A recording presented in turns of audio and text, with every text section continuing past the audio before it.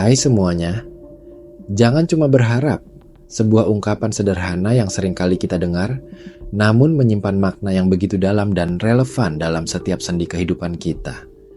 Terlalu sering, kita terjebak dalam lingkaran harapan tanpa dibarengi dengan tindakan nyata.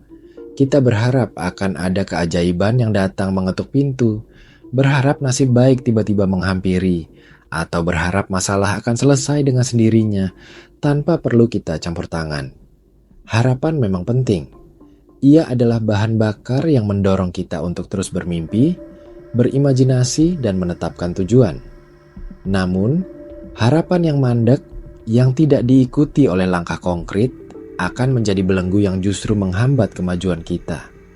Mari kita bahas lebih jauh tentang fenomena cuma berharap ini.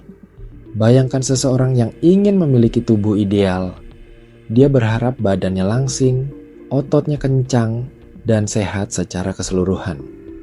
Dia membayangkan dirinya tampil percaya diri dengan pakaian apapun, merasa ringan saat bergerak, dan tidak mudah lelah. Harapan ini sangat wajar dan positif. Namun, jika harapan itu hanya berputar di kepalanya, tanpa pernah menginjakkan kaki di pusat kebugaran, tanpa pernah mengatur pola makannya, atau tanpa pernah mencoba berolahraga secara teratur, maka harapan itu akan tetap menjadi angan-angan belaka. Dia mungkin akan menghabiskan waktu berjam-jam melihat foto-foto orang lain dengan tubuh ideal di media sosial, merasa iri, dan mungkin juga menyalahkan genetikanya atau kesibukannya. Padahal, akar masalahnya ada pada ketiadaan tindakan. Contoh lain bisa kita temukan dalam dunia pendidikan.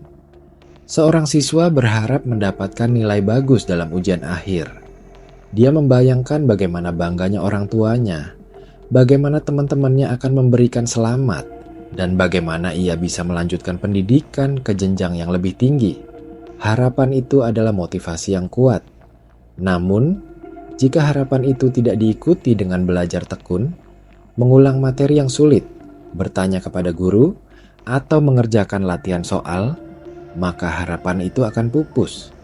Malam sebelum ujian, dia mungkin akan merasa cemas dan menyesal karena tidak memanfaatkan waktu dengan baik. Nilai yang ia dapatkan akan mencerminkan usahanya, bukan sekadar harapannya. Bahkan dalam hubungan antar manusia, fenomena cuma berharap ini sering terjadi. Seseorang berharap pasangannya akan lebih pengertian, lebih romantis, atau lebih peduli. Dia berharap pasangannya akan membaca pikirannya dan memahami kebutuhannya tanpa perlu diutarakan. Harapan ini, meskipun terdengar manis, seringkali tidak realistis. Hubungan yang sehat dibangun atas komunikasi dua arah, pengertian, dan usaha dari kedua belah pihak. Jika kita hanya berharap tanpa pernah mengungkapkan perasaan kita, tanpa pernah mencoba memahami perspektif pasangan, atau tanpa pernah berkompromi, maka harapan itu akan berakhir dengan kekecewaan dan konflik yang tidak perlu. Lantas, mengapa banyak orang yang terjebak dalam cuma berharap ini? Ada beberapa faktor yang mungkin berkontribusi. Pertama, ketakutan akan kegagalan. Kita seringkali takut untuk memulai sesuatu karena khawatir tidak akan berhasil. Ketakutan ini melumpuhkan kita dan membuat kita lebih memilih untuk bersembunyi di balik harapan-harapan kosong daripada menghadapi kemungkinan kegagalan. Padahal, kegagalan adalah bagian tak terpisahkan dari proses belajar. Setiap kali kita gagal, kita mendapatkan pelajaran berharga yang akan membantu kita menjadi lebih baik di kemudian hari. Kedua, adalah zona nyaman.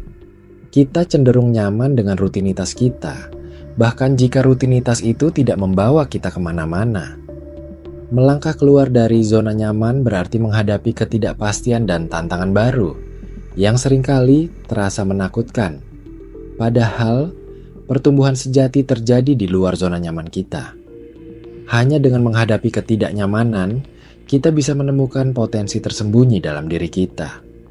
Ketiga, mungkin juga karena kurangnya pemahaman akan proses. Banyak dari kita yang ingin melihat hasil instan. Kita melihat kesuksesan orang lain dan berharap bisa mencapainya dalam sekejap mata, tanpa menyadari perjuangan, pengorbanan, dan kerja keras yang telah mereka lalui.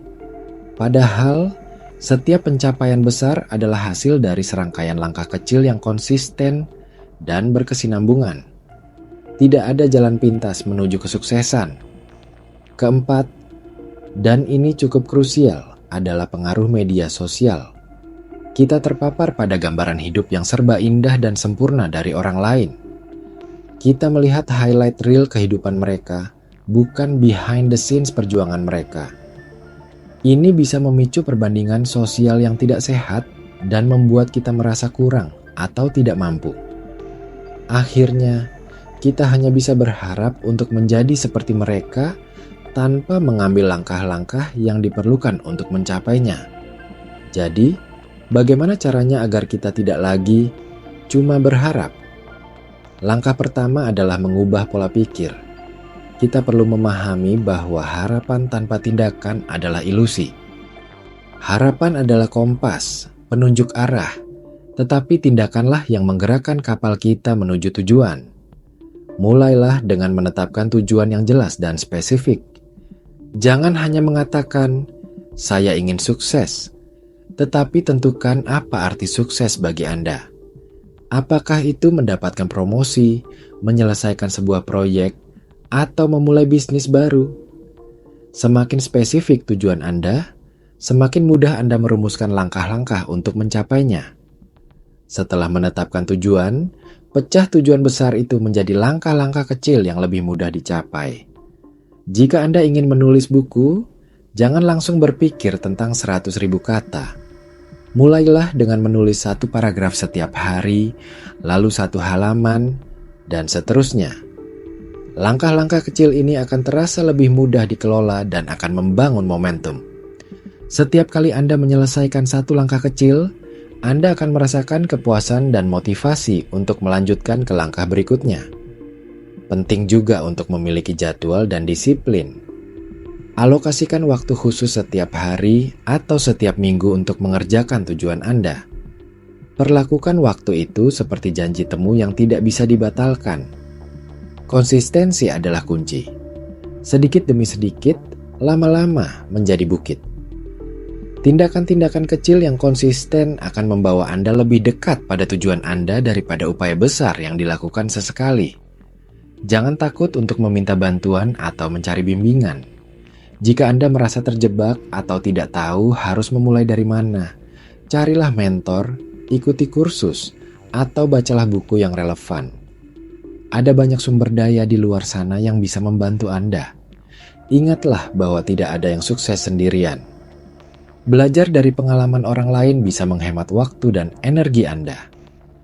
Terakhir, dan mungkin yang paling penting, adalah merayakan setiap kemajuan, sekecil apapun itu.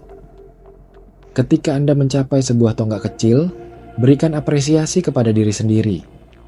Ini akan membantu menjaga motivasi Anda tetap tinggi dan mengingatkan Anda bahwa usaha Anda tidak sia-sia. Perjalanan menuju tujuan besar mungkin panjang dan penuh tantangan, tetapi setiap langkah maju patut dirayakan. Pada akhirnya, jangan cuma berharap adalah ajakan untuk menjadi proaktif dalam kehidupan kita. Ini adalah seruan untuk mengambil kendali atas nasib kita sendiri, daripada hanya menunggu hal-hal baik datang begitu saja. Harapan adalah titik awal yang indah, tetapi tindakanlah yang akan mengubah harapan itu menjadi kenyataan. Jadi, mari kita berhenti hanya bermimpi dan mulai melangkah. Mulailah hari ini dengan langkah kecil sekalipun. Karena setiap perjalanan ribuan mil selalu dimulai dengan 1 langkah pertama. Jangan cuma berharap, mulailah berbuat.